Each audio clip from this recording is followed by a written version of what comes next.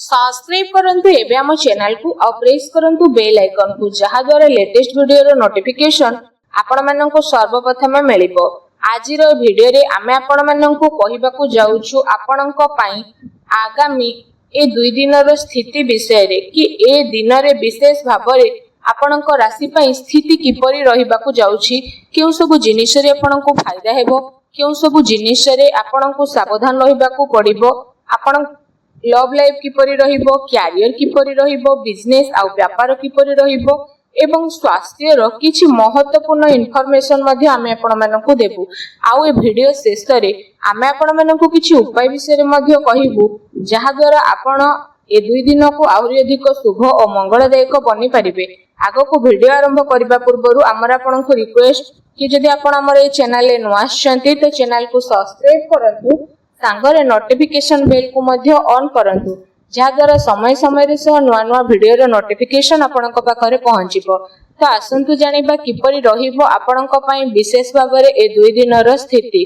जदि एठी हमें आपणको कहिबु तो सबुठारु प्रथमे कि कोन आपणक पई विशेष भाबरे पॉजिटिव रहिबा पई जाउछि। जदि एठी कहबा तो फ्रेंड्स विद्यार्थी माननकु इंटरव्यू रे कैरियर संबंधी परीक्षा रे सफलता मिलिबार पूरा संभावना बनुछि। सेथिपई निजर पाठ पढ़ा प्रति एकाग्रचित्त रुहंतु। आपणकर संतुलित दिन चर्या कारणरू अधिकतर कार्य आपणकर समय सह पूरा हेबो। तासह जदि कहबा कोनोसी धार्मिक प्रवृत्तिर व्यक्तिଙ୍କ सह साक्षात मध्य आपणकर विचार धारारे सकारात्मक परिवर्तन नेकी आसीबो तथा जीवन सह जड़ित प्रत्येक कार्य को करिवार बहुत भल तरीका आपणको प्राप्त हेबो। आर्थिक स्थिति मध्य आपणकर काफी भल रहिबाकू जाउछि।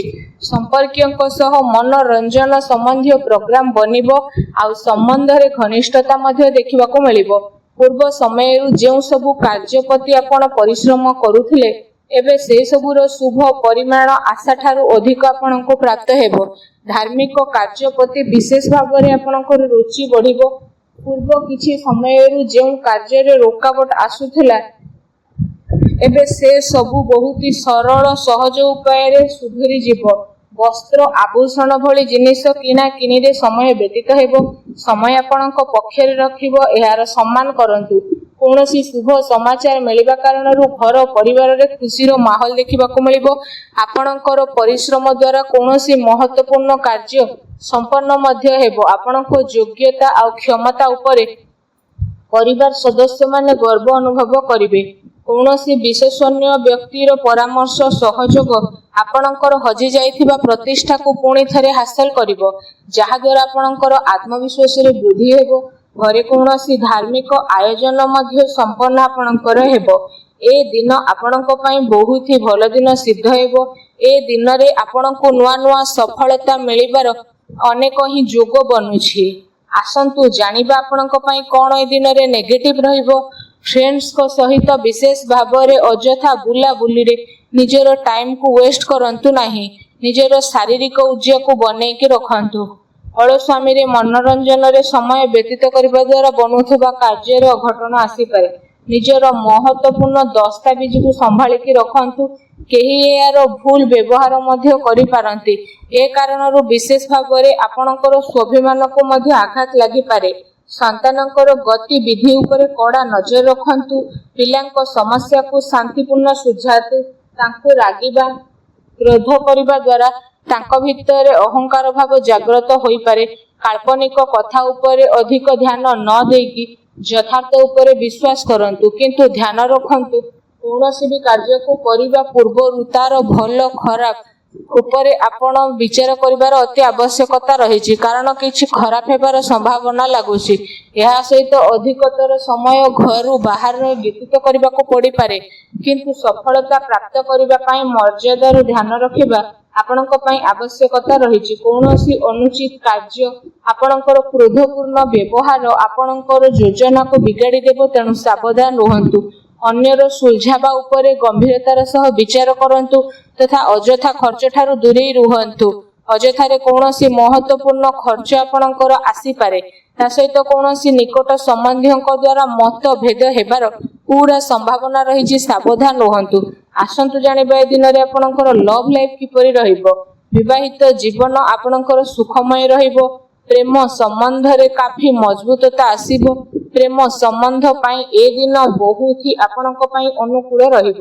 ପାରିବାରିକ ଗତିବିଧିରେ ଆପଣଙ୍କର ସହଯୋଗ ସମର୍ପଣ ବାତାବରଣକୁ ଆହୁରି ଅଧିକ ଖୁସିଭରା ମଧ୍ୟ କରିଦେବ ତଥା ଆପୋଷିକ ସମ୍ବନ୍ଧରେ ଆହୁରି ଅଧିକ ଘନିଷ୍ଠତା ଦେଖିବାକୁ ମିଳିବ।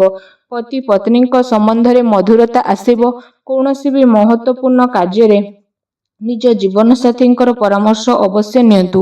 ଏ ଦିନ ପ୍ରେମ ସମ୍ବନ୍ଧକୁ ଆହୁରି ଅଧିକ ମଜବୁତ ବନେଇବା ପାଇଁ ଗୋଟେ ବହୁତ ହି ଭଲ ଦିନ ସାବ୍ୟସ୍ତ ହୋଇଯିବ। ଆସନ୍ତୁ ଜାଣିବା ଏ ଦିନରେ ଆପଣଙ୍କର ବ୍ୟବସାୟ ଆଉ କ୍ୟାରିୟର କିପରି ରହିବ। ବିଶେଷ ଭାବରେ ଗ୍ରହଙ୍କର ସ୍ଥିତି ଆପଣଙ୍କ ସପକ୍ଷରେ ଯିବ। କିଛି ଭଲ କାର୍ଯ୍ୟ ଆପଣଙ୍କୁ ସପୋର୍ଟ ଦେବ। ଆଉ କିଛି ଉଚିତ ନୂଆ ଅବସର ଆପଣଙ୍କୁ ମିଳିବ। ଚାକିରି ପେଶା ବ୍ୟକ୍ତି ନିଜର କାର୍ଯ୍ୟକୁ ବହୁତ ଅଧିକ ଧ୍ୟାନପୂର୍ବକ କରିବେ। କୌଣସି ଭୁଲ ହେବାର ସମ୍ଭାବନା ମଧ୍ୟ ରହିଛି।